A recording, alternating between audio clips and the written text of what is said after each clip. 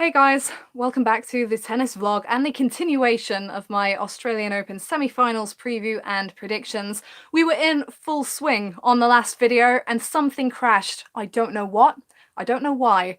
I have had technical difficulties this tournament, as well as other difficulties, so it's really all coming at me, but hopefully this stream works. I'll give people a little bit of time to get here, and as I do that, I'll start going through some of the spiel I was on my way through when the last stream crashed. We just started predicting the final semi-final of the lineup between number 5 seed Dominic Thiem and number 7 seed Alexander Zverev. Two players who, while there are a few years difference in their ages, they have taken similar steps over the past few years to become the brightest young hopes on the ATP Tour. And we'd started going through Zverev's path to the final, so I guess I'd better do that again. He started against Marco Cecchinato in round one, and as I said previously, this is the clash that made Zverev stand out to me as not necessarily a title contender, but a player to keep an eye on, because previously at Grand Slams, with the external pressure, as he did well at Masters 1000s when he was younger, as he did well at the ATP Finals and went and won that title, the pressure was piled on for Zverev to make his next step at a Grand Slam. And the slams are different. There is the best of 5-set format. There is more of a demand mentally, more of a demand physically, and Zverev's breakthrough happened at such a young age that really he was not ready for that straight away.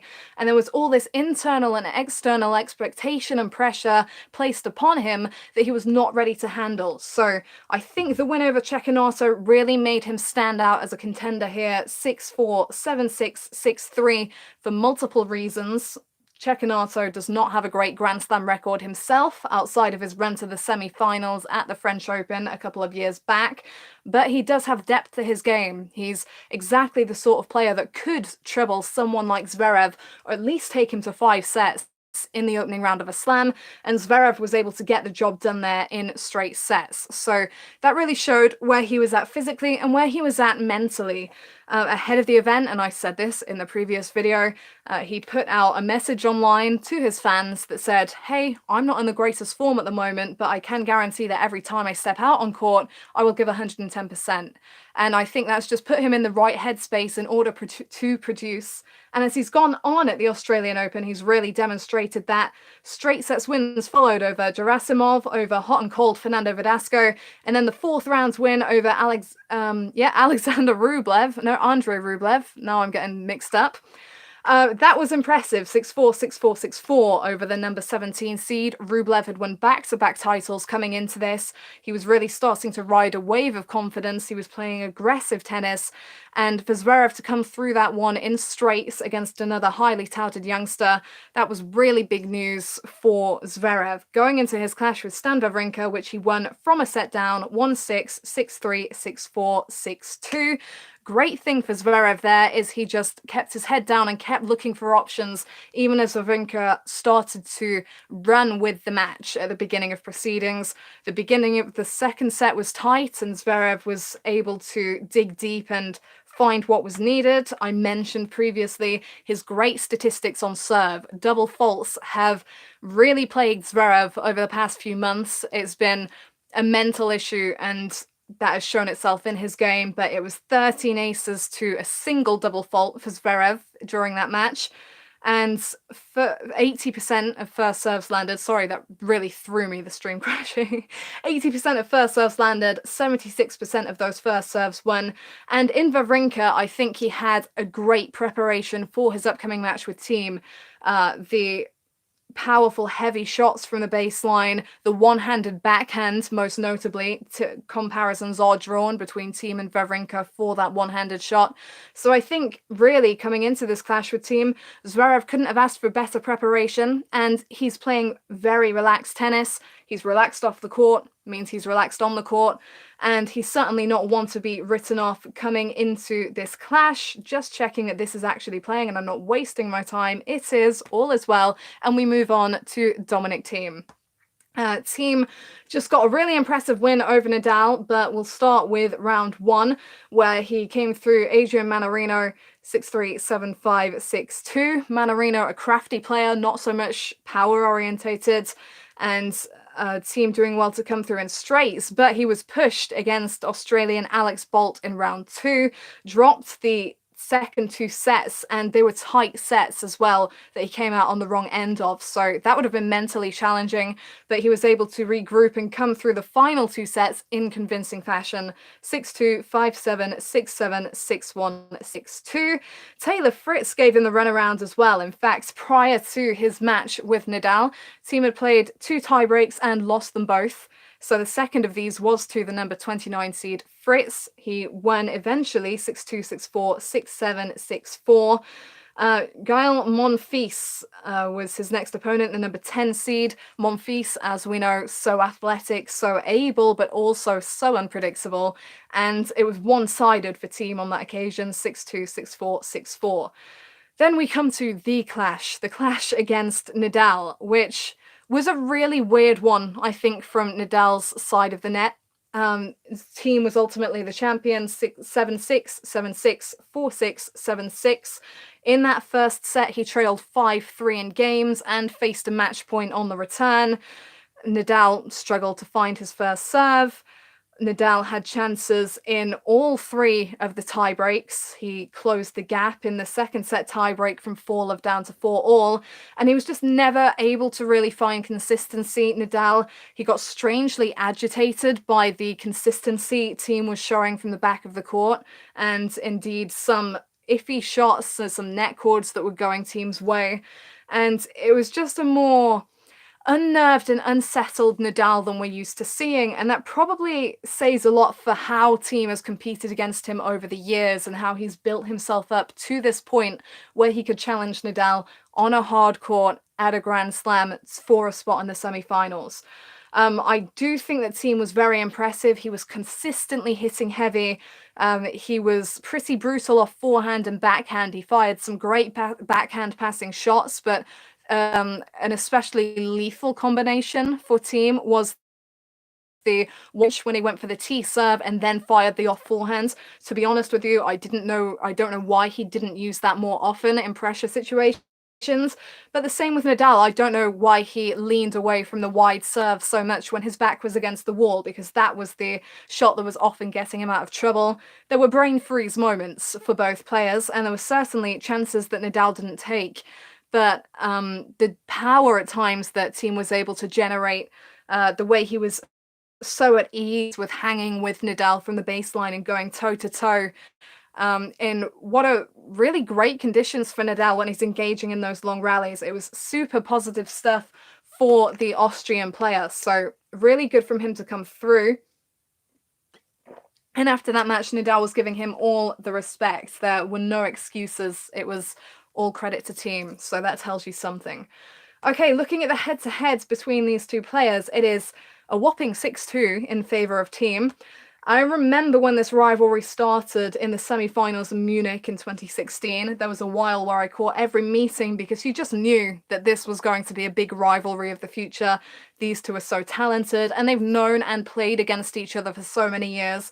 So in a similar way to Federer versus Djokovic, Djokovic versus Nadal, Nadal versus Federer, they know what's coming. It's all about who thrives better in the conditions and who's better mentally prepared for the occasion, which makes this one really tough to call. Before the last stream crashed, I said this was the toughest match to call, and I struggled with Djokovic against Federer, probably because of the players in the semi-finals, the players I've seen the least of are Zverev and Djokovic, to be honest, which is not usual.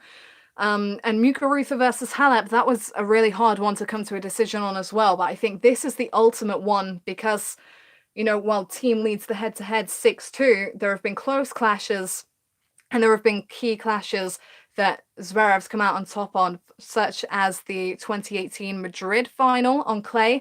Thiem has long been known as the Prince of Clay, but it was really Zverev that was bagging the biggest results on that surface prior to Thiem, including that Masters 1000 title, which he won 6-4, 6-4 in the final. But it was Thiem that won their most recent meeting at the ATP Finals, 7-5, 6-3, and that was in the semis. I remember previewing that one, and I remember once again it was a toss-up. I didn't know which way to turn. I think ultimately I actually went with Zverev on that occasion because of the form he was showing, the fact he was defending champion and had brought out so many good results there. But Thiem's really proved himself with his consistency, and at that particular event, the ATP Finals, he had beaten both Djokovic and Federer in the group stage. So I think he's showing real mental soundness. He's showing a confidence in himself. And Zverev's been up and down. Other young players have been up and down. But with Thiem, over the years, it's been quite a steady rise. He's been at the latter stages of Grand Slams. This is a big deal for him, being at the back end of a Grand Slam on a faster surface. But he's been consistent at the French Open, for example, for a number of years now. So Thiem's really gritted and worked his way to this position. Zverev, on the other hand, has suddenly had a quick run at a slam. It had been a long time since he'd made the last 8 at a major event, and obviously he's used to bowing out in the first few rounds. So what more can be said about this? I think that, it really does have the potential to go either way. As far as mentality goes, I think that there were 1 or 2 times where Thiem was let off the hook by Nadal earlier today, or indeed yesterday, depending on where you are in the world. But at the same time, I think that Thiem was tremendous at shaking off those moments that could have gone another way, regrouping, driving deep, and putting himself back on the front foot. He took everything in his stride. But then you look at Zverev and how relaxed he is, probably views himself as the underdog coming into this match, and he's got so much time ahead of him. I really do think this is the most secure we've seen Zverev in some time, no matter the stage. And that makes this one hard to call. Like I say, he just faced Stan Wawrinka with the one-handed backhand and with a style of play that's really a good preparation for coming into face Thiem. Thiem was striking deep and heavy, as Wawrinka was against Zverev. So that's something that Zverev should be ready for, and it really does depend in this one who comes out the more ready and who's willing to go it for the long haul. I think my instinct was leaning Thiem just because of the consistency he showed against Nadal, his willingness to take things into his own hands and to not shy away from the clash. But the thing that's playing itself over in my mind is the mental state of Zverev, the service problems he's got out of his system. If he lands that high percentage of first serves again, Thiem's going to have a really good return day to do damage there, and he's going to have to bring his A game to any tight moments, such as tie breaks that might arise. And it would almost be typical, to be honest with you, for Zverev to come through this one, because as consistent and as faithful to his progression and his career as Thiem has been, there always seems to be some disappointment. He'd grafted his way to that ATP Finals final, and it was Stefanos Tsitsipas making his debut at the tournament that beat him to win the trophy in a narrow clash.